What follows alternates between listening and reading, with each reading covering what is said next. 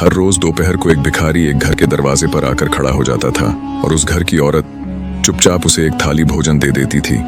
2 रोटी, थोड़ा चावल और सब्जी। भिखारी हाथ जोड़कर कहता, हे प्रभु, तेरा लाख लाख शुक्र है, तू रोज भेज देता है अपना दूध। इसी तरह हर दिन भिखारी आता, औरत उसे भोजन देती और वह भगवान का शुक्रिया अदा करता। लेकिन एक दिन पड़ोसन ने ताना मारा, किसे खिला रही है तू? जिसे अपना होश नहीं, वो खाता है तेरा और शुक्रिया करता है भगवान का। पड़ोसन के तानों सुनकर उसके दिल को चोट लगी।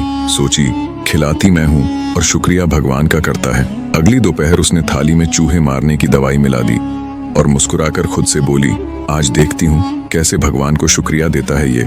लेकिन जैसे ही उसने रसोई से बाहर निकली भिखारी को भोजन देने के लिए, तभी भीतर से कोई आवाज आई, जो दूसरों का पेट भरता है, कभी तेरा भी पेट उसी से भरा होता है। उसका दिल कांप उठा।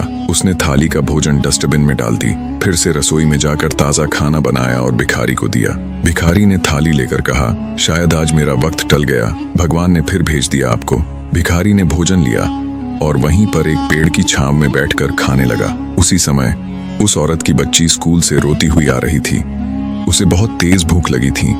उसने भिखारी को खाते देखकर उसके पास चली गई। भिखारी ने खाना खिलाया और बच्ची मुस्कुराते घर चली गई और उसने अपनी माँ से सारी बात बताई। औरत बच्ची की बातें सुनकर शॉक हो गई। उस रात उसको नींद नहीं आई। पूरी रात सोचती रही, अगर वही जहरीला भोजन मेरी बच्ची खा लेती तो क्या होता। उस दिन से उसने ठान लिया, अब हर थाली ऐसे बनाऊंगी जैसे खुद भगवान खाने आ रहे हों। जो थाली आज किसी भूखे तक जाती है, कल वही थाली हमारे अपने किसी अपनों के पास लौट कर आ सकती है।